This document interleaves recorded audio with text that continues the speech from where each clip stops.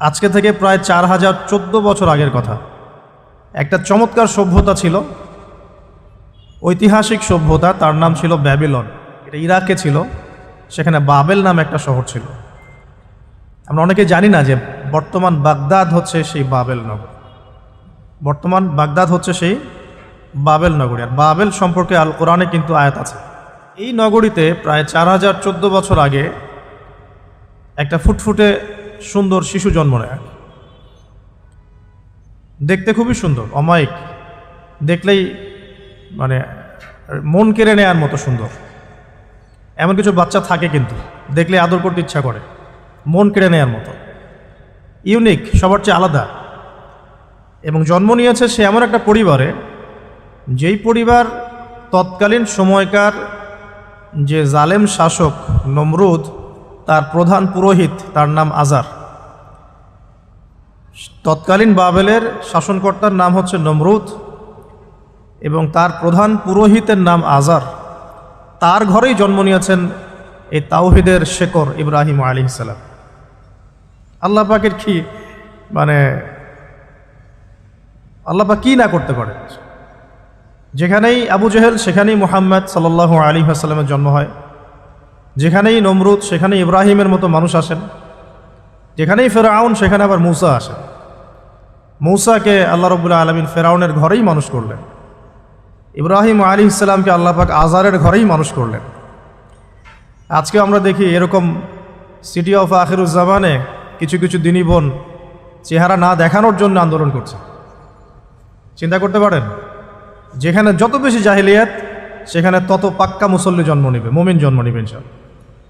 যেখানে যত বেশি জাহিলিয়াত সেখানে তত শক্তিশালী মুমিনদের জন্ম হবে ইনশাআল্লাহ। তো এখন তৎকালীন নমরুদ যে সভ্যতার অধিবাসী ছিল, এই সভ্যতাটাকে আমরা বলে কালাডীয় সভ্যতা। এটাকে কালাদীয় সভ্যতা বলা হয়। এটা মূলত জাদুর জন্য একটু বিখ্যাত ছিল, যেটা রেফারেন্স আমি দিলাম সুলাইমান আলাইহিস সালামের যুগ থেকে। এখানে আজারের ঘরে জন্ম নিয়েছেন আমাদের নবীগণের পিতা, মুসলিম জাতির পিতা ইব্রাহিম আলাইহিস সালাম। সুবহানাল্লাহ। বলা বাহুল্য যে নমরুদ কিন্তু 400 বছর বেঁচে ছিল এবং 400 বছর হায়াত পাওয়ার পরে সে মনে করছিল যে সে কখনো মারা যাবে না। এরপরেই সে নিজেকে খোদা দাবি করা শুরু করেছে আর কি। এই বাচ্চা ছেলেটা বড় হতে লাগলো। যারা সমাজকে পরিবর্তন করে তারা কিন্তু সমাজের স্রোতে গা ভাসায় না। নবী সাল্লাল্লাহু আলাইহি ওয়াসাল্লামের জন্মটা একটু মিলাই এটার সাথে। আমাদের নবীও ঠিক এরকমই একটা সমাজে জন্ম নিয়েছেন। ইব্রাহিম আলাইহিস সালাম যেমন জন্ম নিয়েছেন শিরকে ভরা সমাজে, চতুর্দিকে মূর্তি পূজা হচ্ছে, ইভেন তার বাসায় তার বাবা হচ্ছে মূর্তি পূজারীদের সর্দার, তার ঘরে তিনি জন্ম নিয়েছেন। ঠিক তেমনি রাসূল সাল্লাল্লাহু আলাইহি ওয়াসাল্লাম যে মক্কায় জন্ম নিয়েছেন, সেই মক্কা ছিল শিরকের আকড়া। সেখানে লাত, উজ্জা, হুবল, মানাতের পূজা হতো, সুদ ছিল, জিনা ছিল, ব্যভিচার ছিল, মাদক ছিল, গোত্রীয় হানাহানি ছিল, নারীর অবমাননা ছিল। এরকম আইয়ামে জাহিলিয়াতেও নবী সাল্লাল্লাহু আলাইহি ওয়াসাল্লাম জন্ম নিয়েছেন। নবী সাল্লাল্লাহু আলাইহি ওয়াসাল্লাম, ইব্রাহিম আলাইহিস সালাম, দুজনের চেহারাও একরকম ছিল। দুজনের চেহারার গঠনটাও একরকম ছিল, দেহের গঠনও একরকম ছিল। মেরাজের রাতে নবী সাল্লাল্লাহু আলাইহি ওয়াসাল্লাম দেখে এসেছিলেন ইনি কে, যাকে দেখতে হুবহু আমার মতো লাগছে। জিবরাইল আলাইহিস সালাম বলেছেন ইনি আপনার পিতা ইব্রাহিম আলাইহিস সালাম। সুবহানাল্লাহ। ঠিক তেমনি আমরা খেয়াল করে দেখি যে জীবনের যে চড়াই উতরাই, পারিবারিক জীবন, সামাজিক জীবন, হিজরতের জীবন, দিন প্রতিষ্ঠা ইত্যাদি, প্রত্যেকটা ডিপার্টমেন্টেও ইব্রাহিম আলাইহিস সালাম আর মুহাম্মদ সাল্লাল্লাহু আলাইহি ওয়াসাল্লামের মধ্যে একটা চরম মিল আছে। এটা আমরা আস্তে আস্তে এই গল্পের ভিতরে গেলে বুঝতে পারবো। আর এই কারণেই হয়তোবা আল্লাহ ভালো জানেন, এই কারণেই হয়তোবা আমরা যখন তাশাহুদের পর দরুদ পড়ি, আমরা দরুদের মধ্যে অন্য নবীর নাম নিচ্ছি না, আমরা মুহাম্মদ সাল্লাল্লাহু আলাইহি ওয়াসাল্লামের সাথে ইব্রাহিম আলাইহিস সালামের নাম নিচ্ছি।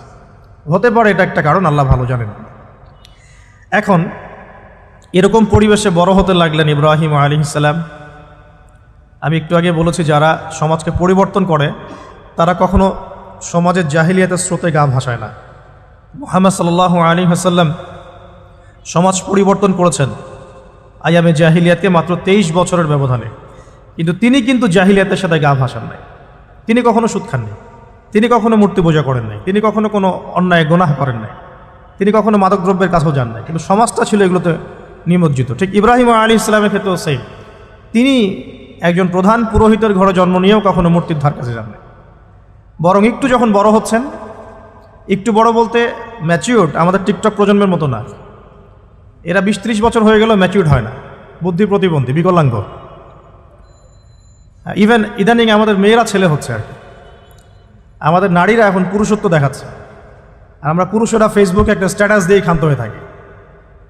এইটুকু আমাদের দায়িত্ব উম্মার প্রতি। আর এখানে আমরা দক্ষতা অর্জন করেছি অনেক। আমরা মনে করি আমরা সবাই কিবোর্ড মুজাহিদ, আমরা এটা মনে করি। এটাই যুদ্ধ, এটাই জিহাদ। আর নারীরা মাঠে যুদ্ধ করছে এখন সম্ভ্রমের জন্য, অধিকারের জন্য ইত্যাদি। ফ্যামিলিস্ট রেভলিউশনের দিকে তাকালেও তাই দেখা যায়। ছেলেরা এখন বেকার হয়ে যাচ্ছে, কিন্তু মেয়েরা স্বাবলম্বী হচ্ছে। তারা দিনদার নয়, এই মেয়েগুলো দিনদার নয়, কিন্তু জীবনে প্রতিষ্ঠিত হওয়ার জন্য লড়ছে, চ্যালেঞ্জ গ্রহণ করেছে। এটা ছেলেদের উচিত ছিল। তা আজারের ঘরে জন্ম নেওয়া সেই ইব্রাহিম কিন্তু চ্যালেঞ্জ গ্রহণকারী একটা ছেলে। সে এখন তার পিতাকে বলছে, কি বলছেন? আমরা একটু কোরআনের ভাষা শুনি। আল্লাহ রাব্বুল আলামিন বলেছেন, সূরা মারিয়ামের মধ্যে এসেছে ঘটনাটা 41 থেকে 45 নম্বর আয়াতের মধ্যে। আল্লাহ পাক বলছেন, ওয়াজকুর ফিল কিতাবি ইব্রাহিম বা'দা আউযু বিল্লাহি মিনাশ শাইতানির রাজীম। হে নবী মুহাম্মদ সাল্লাল্লাহু আলাইহি ওয়াসাল্লাম, আপনি এই কিতাবে ইব্রাহিমের ঘটনা বর্ণনা করুন। ইয ক্বালা লি আবিহি, যখন ইব্রাহিম তার বাবাকে বললেন, তার বাবা মানে আজারকে বললেন, ইয়া আবাতি, হে আমার বাবা, লিমা তা'বুদু, তুমি কেন ইবাদত করো এমন সত্তার, মা লা ইয়াসমাউ, যে শুনতে পারে না, ওয়ালা ইউবসিরু, দেখতেও পারে না, ওয়ালা ইউগনি আনকা শাইআ, তোমার কোনো উপকার করতে পারে না। একটা ছেলে যার বয়স হবে 15 থেকে 20, হয়তো বা হাইয়েস্ট, তার কাছে কি এমন জ্ঞান আসলো যে সে তার বাবাকে এখন চ্যালেঞ্জ করছে? তার জ্ঞানতাত্ত্বিক যুদ্ধ শুরু হলো, আদর্শিক যুদ্ধ শুরু হলো বাবার সাথে। হে আমার বাবা, আপনি কেন এমন সত্তার ইবাদত করছেন যে শুনতেও পারে না? অসারতা দেখিয়ে দেওয়া হচ্ছে চোখে আঙ্গুল দিয়ে, দেখতেও পারে না, আপনার তো কোনো উপকারও করতে পারে না, কোনো ক্ষতিও করতে পারে না। ওয়ালাম ইউগনি আনকা শাইআ, ইয়া আবাতি, হে আমার বাবা, ইয়া আবাতি ইন্নী আখাফু আন ইয়ামাসসাকা আযাবু মিনার রাহমানি ফাতাকুনা লিশ-শাইতানি ওয়ালিয়্যা, হে আমার বাবা, আমি ভয় পাচ্ছি যে আপনার উপরে না আবার আল্লাহ পাকের গজব নেমে আসে এবং আপনি শয়তানের ওলি না হয়ে যান। ওলি মানে কি? বন্ধু, বন্ধু, শয়তানের বন্ধু না হয়ে যান।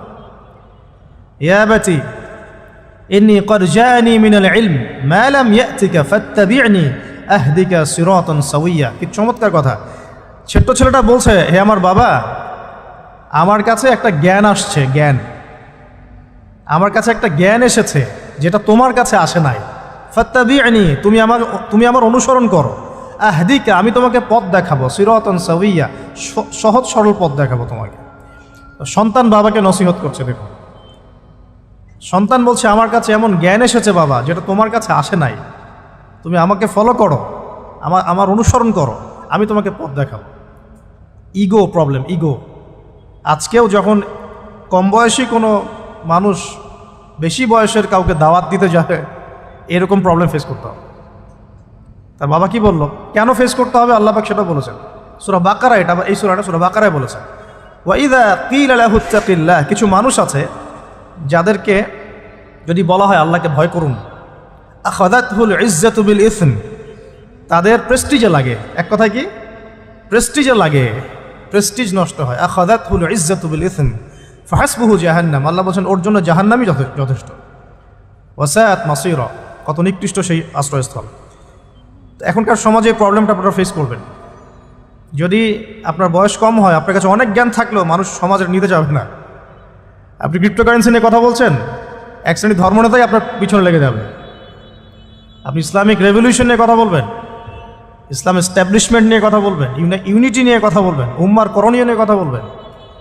আপনি এই বয়সে, এত ছোট বয়সে আপনি উম্মার প্রবলেমসগুলো ফাইন্ড আউট করে সেগুলো সলিউশন নিয়ে কথা বলবেন, এত বড় সাহস আপনার? এটাই প্রবলেম এখন। অথচ চমৎকার একটা বিষয়, আমাদের সমাজে এগুলো দেখা যায়, অন্য কোথাও দেখা যায় না। কোনো ড্রাইভারকে জিজ্ঞাসা করবেন, কোনো ড্রাইভারকে জিজ্ঞাসা করবেন, তার স্কিল সম্পর্কে জিজ্ঞাসা করবেন যে আপনার স্কিল কেমন। একটা অ্যান্সার দিবে সে, আমি 10 বছর থেকে চালাই, বা 15 বছর থেকে চালাই, আমি 27 বছর থেকে গাড়ি চালাই। মানে তার এই বয়সটাই হচ্ছে স্কিলের মানে দলিল, সার্টিফিকেট। এখন এরকম চলছে দিনী অঙ্গনেও। আমি 20 বছর থেকে ফতোয়া দিই, আমি 32 বছর থেকে ওয়াজ করি, আমি এই করি, আমি সেই করি। এই যে জাহির করা, আল্লামা তাকি উসমানী দায়ামাত বরাকাতু এবং তার যারা ছাত্ররা আছেন সারা উপমহাদেশে, স্পেশালি বাংলাদেশে, তাদের অনেকের সাথে আমি দেখা করেছি। তারা একটা নসিহত সবাই কমনভাবে করেন, দেখি নসিহতটা করেন যে কখনো নিজেকে জাহির করবা না, কখনো নিজেকে জাহির করবা না, তাহলে আল্লাহ তোমার এলেম কেড়ে নিবে। আর আমরা এখন দিনী অঙ্গনে জাহির করার জন্য ব্যস্ত। আমি এত বছর থেকে এটা করি, আমি অত বছর থেকে করি, অথচ এটা কোনো দলিল নয়, এটা কোনো সার্টিফিকেট নয়। এত বছর থেকে বলার পরেও ভুল হতে পারে, যেটা ভুল হবে সেটা শুধরে নিতে হবে।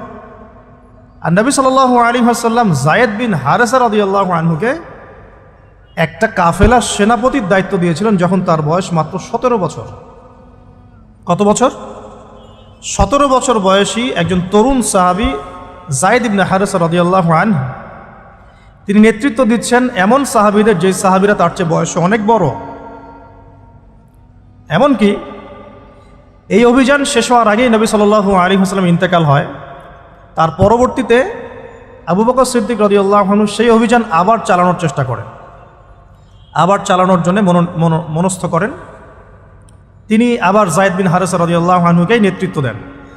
এটা নিয়ে ওমর রাদিয়াল্লাহু আনহু তাকে কিছু কথা বলেন যে আপনি যায়েদ বিন হারেসাকে নেতৃত্ব দিচ্ছেন, বয়সে ছোট সাহাবী, তার পিছনে অনেক বড় বড় সাহাবী থাকবে, তারা তো তাকে নাও মানতে পারে, এটা কেমন হয়? বারবার তাকে ভেটো দিচ্ছেন।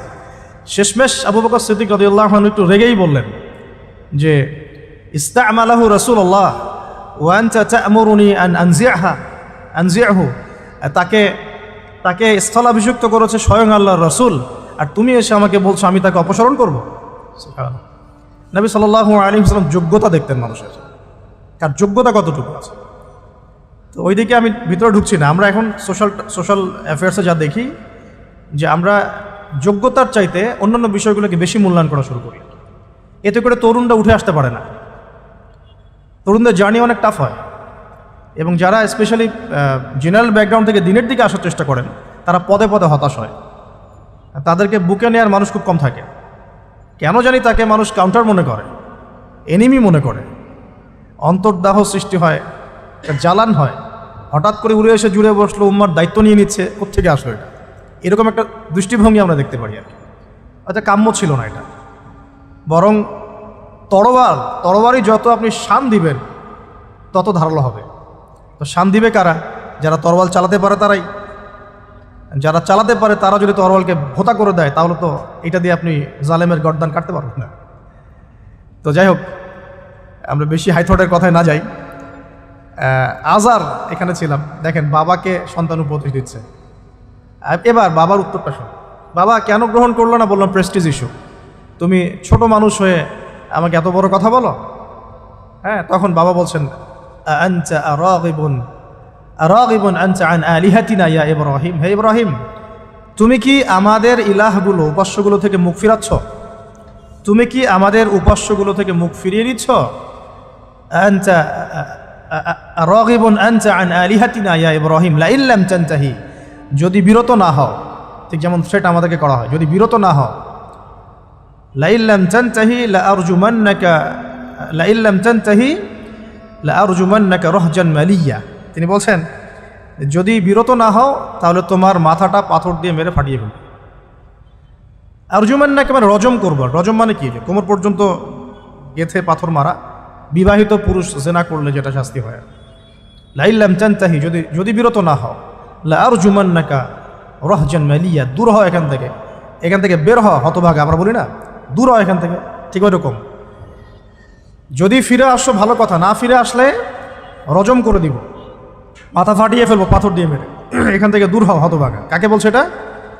ইব্রাহিম আলাইহিস সালাম। এবার তিনি খুব নরম সরম মানুষ, শান্তিকামী মানুষ। তিনি বলছেন ক্বালা সালামুন আলাইক। এই সালামুন আলাইক কথাটা শিখে নেবেন, জীবনে অনেক ক্ষেত্রে কাজে লাগবে। সালামুন আলাইক মানে আপনার উপর শান্তি বর্ষিত হোক। যখনই আপনি পলিউশন অ্যাভয়েড করতে চাবেন সালাম দিয়ে চলে আসতে হবে, সেটা পরিবারেও, সমাজেও, দিন প্রতিষ্ঠার ক্ষেত্রে। কেউ আপনাকে সমালোচনা করছে, গালিগালাজ করছে, গীবত তহমত করছে, আপনাকে নিয়ে এপিসোড বানাচ্ছে, মানে আপনি কী করবেন? প্রত্যেকটার কাউন্টার দিতে থাকবেন? তাহলে আপনার গোল নষ্ট হয়ে যাবে, আপনার গোল থেকে আপনি বিচ্যুত হয়ে যাবেন। এগুলো নিয়ে আপনাকে ব্যস্ত থাকতে হবে। তখন এগুলো নিয়ে উম্মাহ ব্যস্ত আছে বলেই এখন পর্যন্ত গোল অ্যাচিভ হয় নাই। আমরা এগুলো নিয়ে ব্যস্ত আছি বলেই এখনো গোল অ্যাচিভ হয় নাই। তো এই কারণে ইব্রাহিম আলাইহিস সালামের সুন্নাহ হচ্ছে সালামুন আলাইক, তোমাদের উপর শান্তি বর্ষিত হোক। হ্যাঁ, তবে যে জায়গাটাতে দালিলিকভাবে জ্ঞানতাত্ত্বিক যুদ্ধ করতে হবে সেটা করতে হবে, সেটা অন্য ইস্যুস। ইব্রাহিম আলাইহিস সালামকে পরিবার ছাড়তে হলো। পরিবার মানে তার মাকে ছাড়তে হলো, তার বাবাকে ছাড়তে হলো। তার কোনো অপরাধ আছে? ইব্রাহিম আলাইহিস সালামের কোনো অপরাধ আছে? না। এখন আমরা তো অনেক সময় মনে করি আমি তো নিরপরাধ, নির্দোষ, তাহলে আমার উপরেই কেন এরকম হচ্ছে? ইব্রাহিম আলাইহিস সালামের কোনো অপরাধ আছে? নাই। তাকে ঘর ছাড়তে হলো, বাড়ি ছাড়তে হলো, তার বাবা তাকে বের করে দিলেন। এখান থেকে লেসন নিয়ে নেন। আজকের প্রথম লেসন যে আপনি আমি যদি হকের উপর থাকি, সর্বপ্রথম বাধাটা পরিবার থেকে আসতে পারে। আর সবার পরিবার একরকম না। এখনকার মেজরিটি সংখ্যক পরিবারগুলোই জাহেল, একদম জাহেল, বস্তুবাদী, জানোয়ারের মতো। মানে খাও দাও, সেক্সুয়াল সম্পর্ক, বিয়ে শাদী, সন্তান, এর বাইরে কিচ্ছু চিন্তা করতে পারে না। দুনিয়া আর দুনিয়া, এর বাইরে কিচ্ছু চিন্তা করতে পারে না। ইল্লা মাশা আল্লাহ, কিছু পরিবার আছে এর বাইরে, তাদের কথা আলাদা। সবাই তো আর ছোটোবেলা থেকে আধ্যাত্মিক পরিবার পায় নাই, দিনই পরিবার পান নাই। আর এটার পরিমাণ দিন দিন কমেই আসছে। ম্যাক্সিমাম পরিবার এখন জাহান্নামের টুকরা। আল্লাহ পাক পরিবারকে বলেছেন জাহান্নাম থেকে বাঁচাও, কু আনফুসাকুম ওয়া আহলিকুম নারা। এখন ওই পরিবারই হয়ে গেছে জাহান্নামের টুকরা।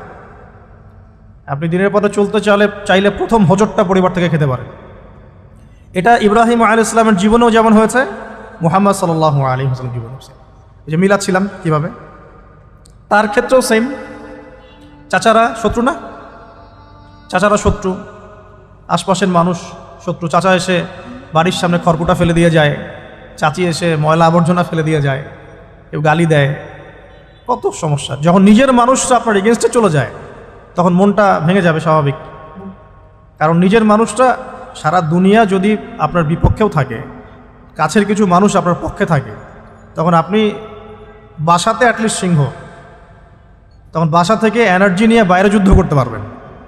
কিন্তু বাহিরে সবাই মোটামুটি ধরেন যে আপনার পজিটিভ, তো বাসায় এসে দেখলেন যে বাসায় আপনার কোনো রকম অনুকূল পরিবেশ নাই, তখন বাইরের সিংহ হলে বাসায় বিড়াল হয়ে থাকতে হবে।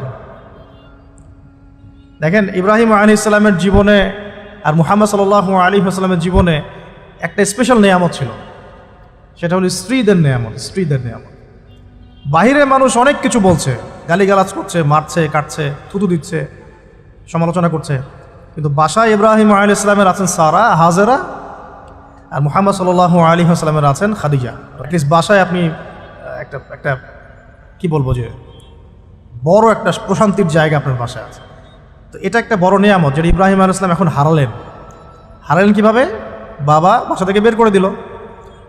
এখান থেকে বুঝতে হবে যে দিনের পথে চলতে গেলে প্রথম বাধা পরিবার থেকে আসতে পারে। তাই বলে তাদের সাথে কোনো রকমের দ্বন্দ্ব সংঘাতে যাওয়া যাবে না। সালামুন আলাইক, তোমাদের উপর শান্তি বর্ষিত হোক। ইব্রাহিম বলছেন সালামুন আলাইক, হে বাবা আপনার উপর শান্তি বর্ষিত হোক। শুধু তাই না, আরও বলছেন আস্তাগফিরুল্লাকা রাব্বি, আমি আপনার জন্য আল্লাহর কাছে ক্ষমা চাইব ইনশাআল্লাহ।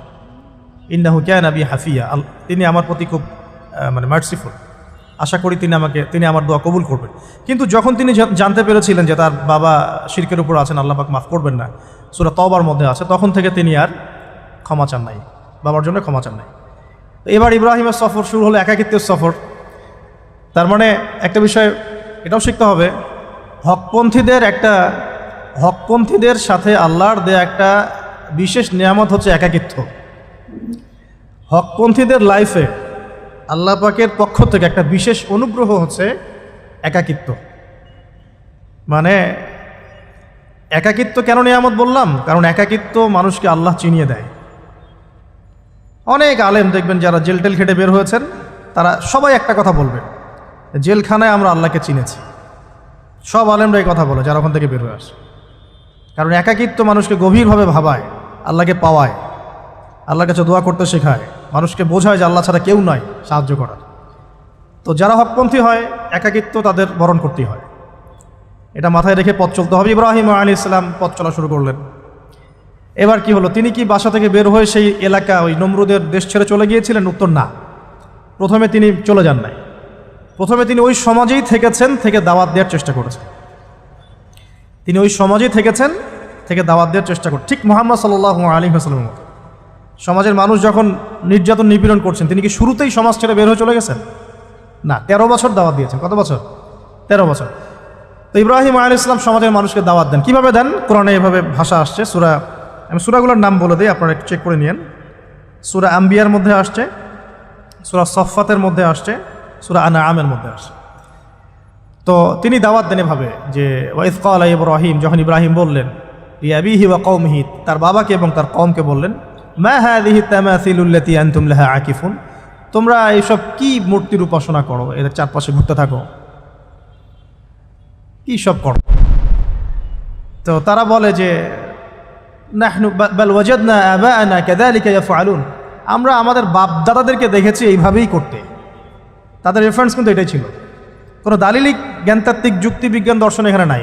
এখানে কি ফিলোসফিটা কি? বাপ দাদাদেরকে দেখেছি করছে। তো এটা দিয়ে আবার অনেক সময় বাংলাদেশে আবার একটা ট্রেন্ড চালু করা হয়েছে যে তোমরা দীর্ঘদিন 1200 বছর থেকে যে ইসলামটা ফলো করে আসছো ওটা ভুয়া, আমরা যেটা নতুন মডারেশন দিচ্ছি এটাই সঠিক। এই দলিল সেম না। এখানে অমুসলিমদেরকে দাওয়াত দেওয়া হচ্ছে। অমুসলিমরা বলছে যে আমরা বাপদাদাদেরকে দেখেছি যে তারা এভাবেই মূর্তি পূজা করতো, আমরা তাই করি। এটার সাথে কি হানাফি মাযহাবকে মিলাবেন আপনি? হ্যাঁ, হানাফি মাযহাব বাপদাদা থেকে চলে আসে, ভুয়া, নতুন যেটা দিচ্ছি এটাই সঠিক। আস্তাগফিরুল্লাহ। তো আমরা হাত চেঞ্জ করাটাকে এখন মনে করি হিন্দু থেকে মুসলমান হইলাম মনে হয়, হাত বদল করাটাকে মনে হয় যে হিন্দু থেকে মুসলমান হয়েছি মনে হয়। গভীরে ঢোকেন, ওলামায়ে কেরামদের মানে দার্সে গিয়ে বসে গভীরে ঢুকলে বুঝতে পারবেন ইসলামিক স্কুল অফ থটগুলা প্রত্যেকটারই ভিত্তি আছে, এগুলোর গভীর শেকড় আছে, ভিত্তি আছে। আল্লাহ, রাসূল এবং রাসূলের সাহাবীগণ, এই তিনটাকেই মানতে হবে। আপনি যদি বলেন যে আমি সাহাবীদেরকে মানি না, খালি আল্লাহ এবং রসুলকে মানি, তাহলে আল্লাহকে রসুলকে মানতে পারবেন না। সাহাবীদের অনুসরণ না করলে রসুলকে ফলো করতে পারবেন না।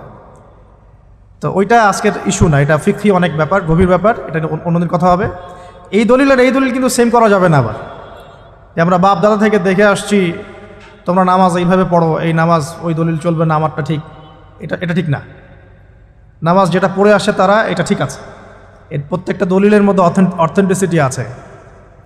এরকম করে সমাজে ফিতনা ছড়ানো ঠিক হবে না, বিভ্রান্তি ছড়ানো ঠিক হবে না। এখন আসুন ইব্রাহিম আলাইহিস সালামকে কি আনসার দিচ্ছেন? আমরা আমাদের পিতা মাতাদেরকে দেখেছি, বাপ দাদাকে দেখেছি এরকম তাওয়াফ করতে, মূর্তির চারপাশে পূজা করতে, নজর দিতে। তো ইব্রাহিম আলাইহিস সালাম বলছেন যে হাল ইয়াসমাউনাকুম, এই মূর্তিগুলো কি তোমাদেরকে শুনতে পারে? ইয তাদউন, যখন তোমরা একে ডাকো। হাল ইয়ানফাউনাকুম, তোমাদের কোনো উপকার আসতে পারে? আও ইয়াদুররুকুম, তোমাদের কোনো ক্ষতি করতে পারে? তার দলিলগুলো কিন্তু অকাট্য। ইব্রাহিম আলাইহিস সালামের দলিলগুলো কিন্তু এখানে, যুক্তিগুলো কিন্তু অকাট্য। আসলে কি সে শুনতে পারে? আসলে কি সে দেখতে পারে? আসলে কি সে তোমার উপকার করতে পারে? তাদের কিন্তু কিছু বলার নাই এখানে। তারা বলছে বাল ওয়াজাদনা আবাআনা কাযালিকা ইয়াফআলুন, আমাদের পিতা মাতা বাপ দাদাদেরকে দেখেছি এইভাবেই করতে। ইব্রাহিম আলাইহিস সালাম বলছেন যে ইন্নাকুম আনতুম লাফি দালালিম মুবিন, তোমরা তো সুস্পষ্ট বিভ্রান্তির মধ্যে আছো। তাহলে তো এরকম আরও অনেক আয়াত আছে সূরা সফফাতের মধ্যেও, ওয়া ইন্না মিন শিআতিহি লা ইব্রাহিম ইয জাআ রাব্বাহু বিকলবিন সালিম ইয ক্বালা লিআবিহি ওয়া কওমিহি মাযা তা'বুদুন, তোমরা কিসের ইবাদত করো? আইফকান আলিহাতান দুনাল্লাহি তুরিদুন, তোমরা কি আল্লাহ সম্পর্কে মিথ্যা আরোপ করতে চাচ্ছ? ফামা যান্নুকুম বিরাব্বিল আলামিন, আল্লাহ রাব্বুল আলামিন সম্পর্কে তোমাদের কি ধারণা? এভাবে তিনি তার কওমকে দাওয়াত দিতে লাগলেন। তাদের কওমের দলিল একটাই ছিল, বাপ দাদাদেরকে দেখেছি এভাবে মূর্তি পূজা করতে, তাই করি। সনাতন, এটা ছিল কি? সনাতন থটস। অথচ সর্বপ্রথম এটা শুরু হয় কোন নবীর আমল থেকে? নূহ আলাইহিস সালাম। নূহ আলাইহিস সালামের যুগের মানুষ সর্বপ্রথম এই মূর্তি পূজা শিরক করেছে।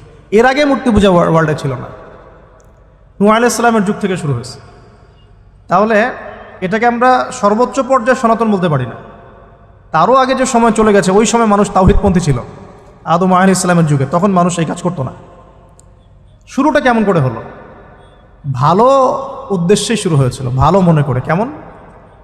যে মানুষ এরকম চিন্তা করে নিয়েছিল যে এই মানুষগুলো লাত, উজ্জা, হবল, ইয়াগুথ, ইয়াউক, নাসর, এই ভালো মানুষগুলো আল্লাহর খুব নেককার বান্দা ছিলেন।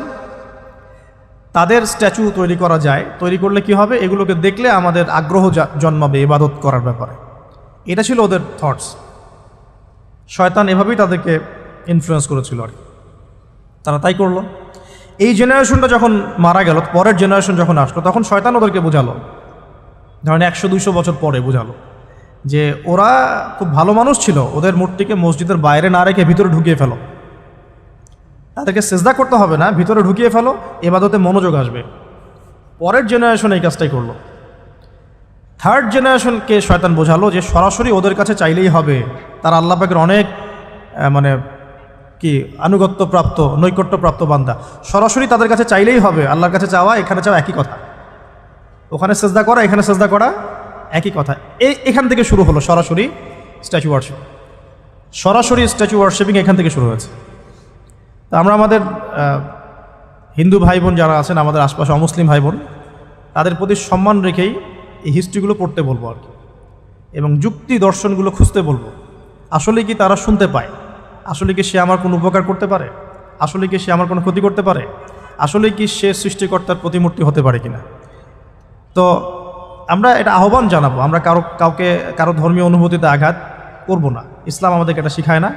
ইসলাম এটা শিখায় যে মানুষকে হিকমার সাথে প্রজ্ঞার সাথে দাওয়াত দেয়া, যাতে করে তারা জাহান্নামের রাস্তা থেকে ফিরে আসতে পারে ইনশাআল্লাহ।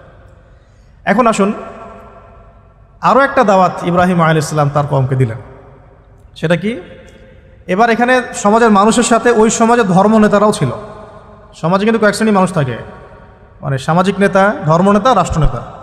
তো রাষ্ট্রনেতা পর্যায়ে এখনও ইব্রাহিম আলাইহিস সালাম যান নাই, এখন সমাজ নেতা আর ধর্মনেতা চলছে আর কি। এবার ধর্মনেতা আসলো, এসে ধর্মনেতারা তাকে বোঝানোর চেষ্টা করলো যে এই আসমানের তারা, চাঁদ, সূর্য, প্রকৃতি, গাছপালা, এগুলো ইলাহ, এগুলোর ইবাদত করা যায়।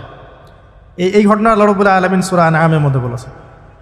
তো ইব্রাহিম আলাইহিস সালামকে তারা দেখাচ্ছে, এটা আরবীয় একটা কাব্যিক ভাষায় কোরআনে এসেছে, চমৎকার ভাষায়, যে ফালাম্মা জান্না আলাইহিল লাইল, যখন তার উপর রাত আচ্ছাদিত হলো, রাআ কাওকাবা, তখন ইব্রাহিম আলাইহিস সালাম কি দেখলেন? আকাশে তারা দেখলেন। ঠিক আছে, তারা দেখলেন। মূর্তি পূজার এখানেই আছে, ধর্মনেতারাও এখানেই আছে। তো তিনি বলছেন হাযা রব্বি, এটা আমার রব। ফালাম্মা ফালা, যখন তারকাগুলো অস্তমিত হলো, ক্বালা লা উহিব্বুল আফিলিন, আমি তো অস্তমিত যাওয়া জিনিসকে পছন্দ করি না। রব তো অস্তমিত যাবে না, এখানেও যুক্তি লাগবে, তো আমার ফিলোসফি লাগবে, আমার এখানে দর্শন লাগবে, এখানে তো আমাকে মানে প্রজ্ঞা দিয়ে বোঝাতে হবে, এটা তো অস্তমিত হয়ে গেল, এটা তো রব হতে পারে না। ফালাম্মা রাআল কামারা বাযিগান, যখন সে চাঁদকে দেখলো জলজল করছে একদম। আর এখনকার চাঁদ দেখা আগের চাঁদ দেখা তো এক না, এখন তো আমরা চাঁদের আলোই খুঁজে পাই না, তখনকার চাঁদ তো অন্যরকম। বাযিগান মানে জলজল করছে। তখন তিনি বললেন হাযা রব্বি, এটা আমার রব। তখন ফালাম্মা ফালা, যখন এটাও অস্তমিত হয়ে গেল, তিনি বলছেন লাইল্লাম ইয়াহদিয়ানি রব্বি লাকুনান্না মিনাল কওমিদ দাল্লিন, আল্লাহ যদি আমাকে হেদায়েত না দেন তাহলে আমি এই দল্লিনদের অন্তর্ভুক্ত হয়ে যাব। ইব্রাহিম আলাইহিস সালাম বলছেন ফালাম্মা রাআ শামসা বাযিগাতান, যখন এবার সূর্যকে দেখলেন দিনের বেলা, এটা তো আরও বড়। হাযা রব্বি হাযা আকবার, এটা আমার রব, এটা সবচেয়ে বড়।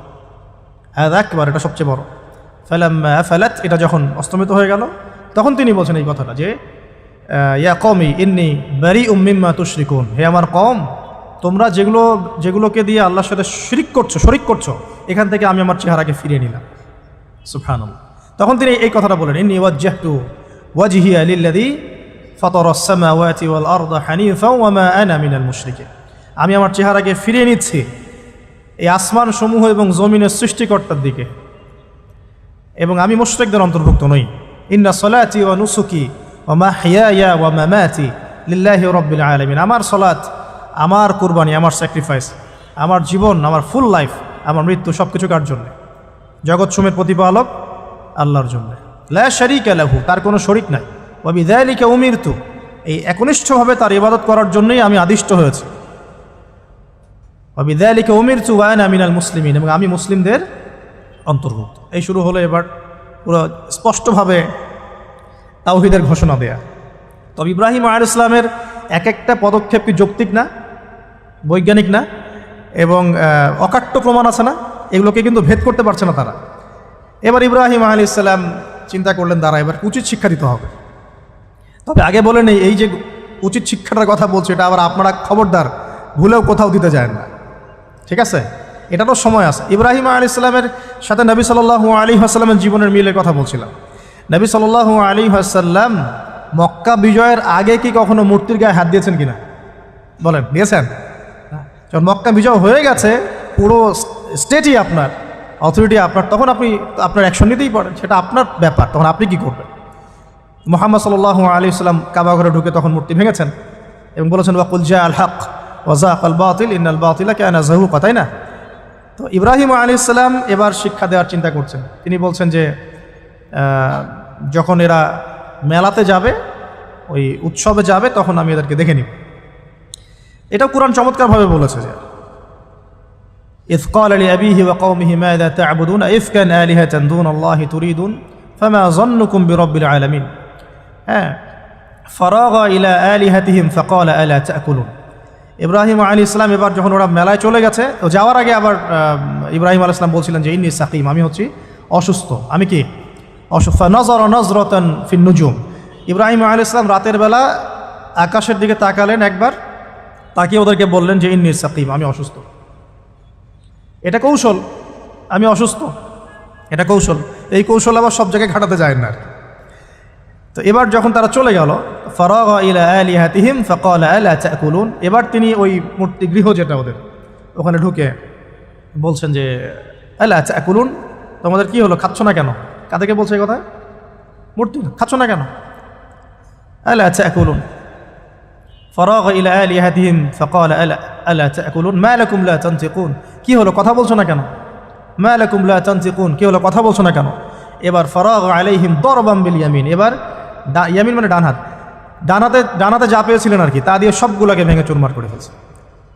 ব্যাস, এবার ওরা যখন আসলো এসে বলছে যে আনতা ফাআলতা হাযা বিআলিহাতিনা ইয়া ইব্রাহিম, হে ইব্রাহিম তুমি কি আমাদের উপাস্যদের সাথে এই কাজ করেছো? ইব্রাহিম বলছেন লা, না, বাল লা আসলে কোরআনে নাই, আমি নিজের মতো করে বললাম আরবি বলতে বলতে। বাল ফাআলাহু কাবীরুহুম হাযা, বরং এই বড়টা এই কাজ করছে, এর মধ্যে সবচেয়ে বড় যেটা আছে এই ব্যাটার কাজ, আমি করি নাই, আমি তো করি নাই। তখন ওরা তো এটা তো হতভম্ব হয়ে গেল, যে সে বলছে যে তুমি তো জানো, তুমি তো খুব ভালো করেই জানো যে তারা কথা বলতে পারে না, নড়াচড়া করতে পারে না, কিছুই করতে পারে না। তখন তিনি বললেন তাহলে তোমরা কেন এমন ইলাহের উপাসনা করো যে কথাও বলতে পারে না, শুনতেও পারে না, দেখতেও পারে না, তোমার উপকারও করতে পারে না, ক্ষতিও করতে পারে না। কিন্তু এবারও কিন্তু যুক্তি নাই, কোনো তাদের কাছে কোনো দলিল নাই, কোনো প্রমাণ নাই, কোনো যুক্তি দর্শন কিচ্ছু নাই। এবার শুরু হলো জুলুম। জালেমের কাজ কি?